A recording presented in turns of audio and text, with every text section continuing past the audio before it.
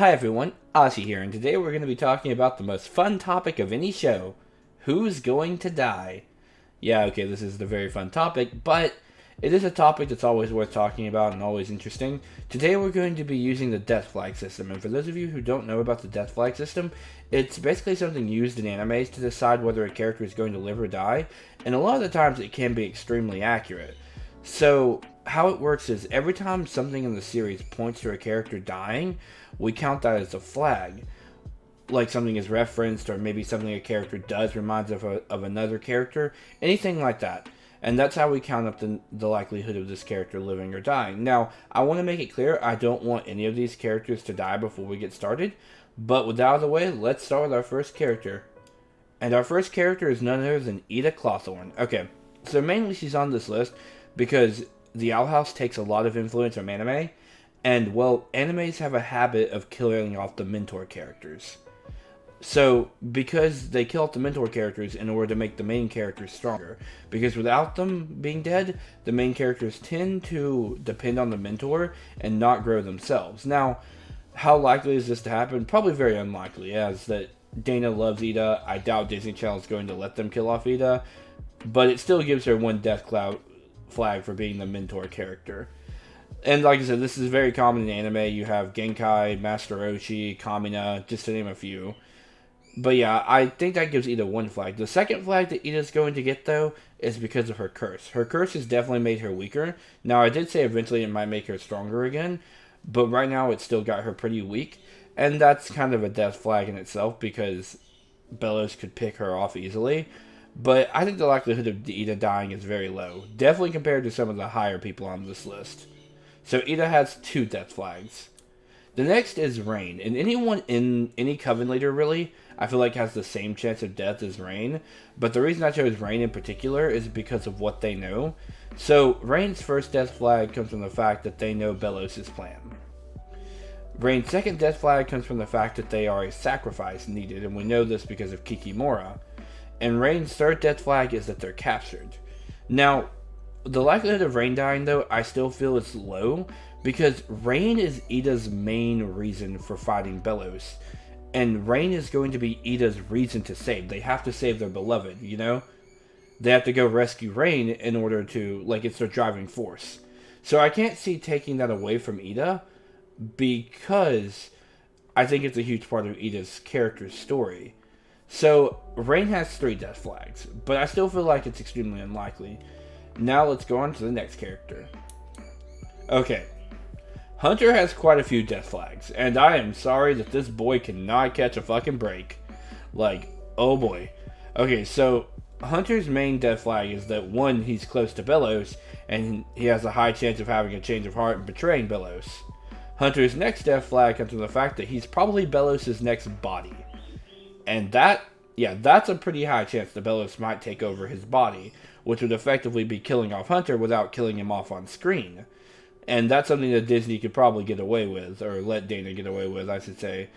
And the third comes from the fact that, well, Hunter seems to be teetering between good and evil, which puts him in sacrifice range. Like, for example, maybe he has a change of heart and takes a shot for Luz or Amity.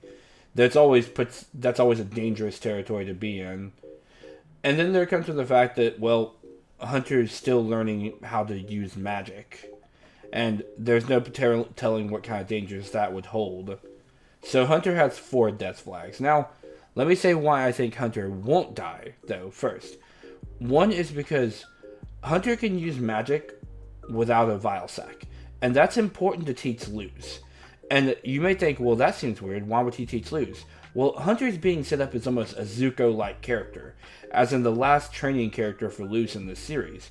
Because, see, once Luz has her talisman, then Hunter's magic will become very useful. Because, again, Hunter's magic will basically be the magic Luz will have access to without the glyphs. And we've seen that Hunter can use this with this so-called artificial magic with his new talisman. We don't have a name for it yet. I think the fanbase just calls it Little Rascal. But yeah, so that's one reason he won't die. 2, it's because it might make for a dramatic scene that if Bellows was to try to take over his body, Hunter's will was to overpower Bellows and force him out. I mean, that would be a beautiful scene. And 3, Hunter is one of Dana's favorite characters, so I feel like killing him off would just seem very, very unlikely. Now, these next characters, much higher chance. Much less saving, much higher chance. But that ends our boy Hunter with 4 death flags. Okay, Lilith. This one actually has a high chance of happening. Okay, so Lilith was the one who cursed Ida. She's going to be spending the rest of her time trying to pay Ida back. The fact that she cursed Ida is an immediate death flag in itself. Also, the fact that it put Ida in a weakened state puts the possibility of a second death flag, because if Ida was at a point in which Bellows say was going to kill her, Lilith would easily be the one to take the bullet. There's also the fact that Lilith is close to Luz and Hootie and probably wouldn't want any of them to get hurt. And there's the fact that Lilith blames herself for a lot of this, adding in a third death flag. There's also Lilith's weakened magic state. And she's not training like Ida is right now. And she's not with us constantly like Ida is. She's off screen. It's easier to kill a character who's not on screen a lot than it is to kill a character who's off screen. So weakened magic makes 4 death flags. Off screen makes 5 death flags. Not to mention, the reasons that Lilith would live are a lot less likely.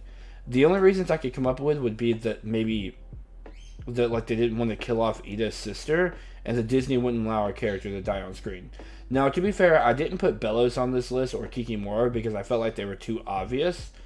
So, yeah, I think the only thing saving Lilith is if Disney would not allow, say, a main character or a human character to die on screen. Now, that doesn't apply to these next characters.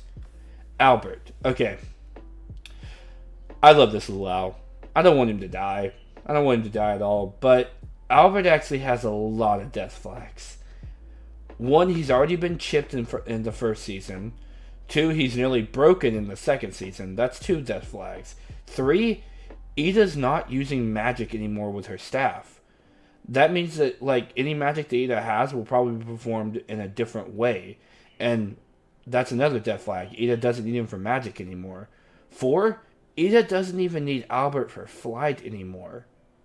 That means that like if Ida needed a character to die that would affect her emotionally, but not necessarily, change the landscape of the series, Albert would fit that.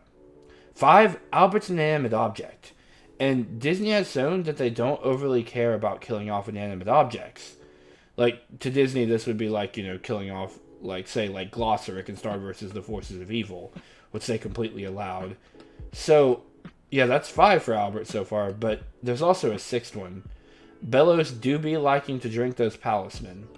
And that puts Albert on a, like, endangered species list, basically, because Bellows needs more palisman. In fact, that's the main reason I think Albert is so high on this list. His lack of usability right now the only thing that would leave him would be like, a touching death. And this also happens a lot in anime. We get attached to, say, a character's sword that has a spirit in it, or maybe even like the Going Merry from One Piece, and then when they have to get rid of it, even though it's technically a tool, we still feel for it because it's been with us the entire journey through the show. So yeah, I'm putting Albert really high on this list. The same goes for Little Rascal, except Little Rascal is slightly higher because he could, for all the reasons I gave for Albert, but also because Little Rascal could be used to change Hunter's side. If Bellows found Little Rascal and ate him, like he did all the other palismans, it could be the driving force that pushes Hunter to join, like, the other guys. And again, I told you I've got a theory about Hunter being very Zuko-esque.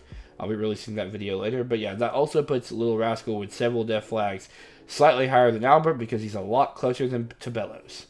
Now, this last one I think is the most likely. And that would be, well, that's Hootie. And I know that this seems like a strange one to have so high on this list, but Hootie actually has a very high chance of dying. And here's why. Okay, Hootie is essentially this Owl House's version of the Going Merry. One Piece was one of the main inspirations of the Owl House. The Going Merry was their first ship. Hootie is sort of like the ship. He's the binding thing that carries all the friends. He is the Owl House. We also was informed that Hootie would have a tragic backstory, but that was before the show was cut short. So we don't know if we're going to get to see Hootie's tragic backstory. Instead, we may see Hootie's tragic end. The next thing comes from something I said earlier on in the video. Hootie really cares for Lilith. And if Lilith was going to take a deadly shot for Ida, wouldn't it be poetic for, well, Hootzifer to take that deadly shot for Lulu? And also, Hootie technically counts to Disney probably as an inanimate object, so killing him off would be easy for them. So this is why I think Hootie is the highest on this list and the most likely to die. And out of any character that could die likely, Hootie would probably be the one that would hurt us the most, because we've been around him, he has a lot of dialogue, he gave us Lumity, and honestly, he's grown on us all as a fan base. Like, just imagine if we lost this creepy little owl worm. Would you not be depressed? But yeah, those are the characters who I think are most likely to die in the Owl House by the end. And again, I say I don't want any of these characters to die, but I'm just speaking from the flag system, people.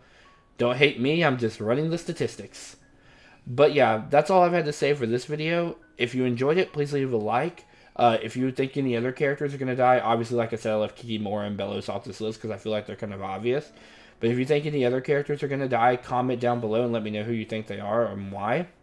And also, if you want to come hang out with us and talk about the Owl House and other shows, come hang out with us in the Discord. There will be a link in the bio. Ashi signing out.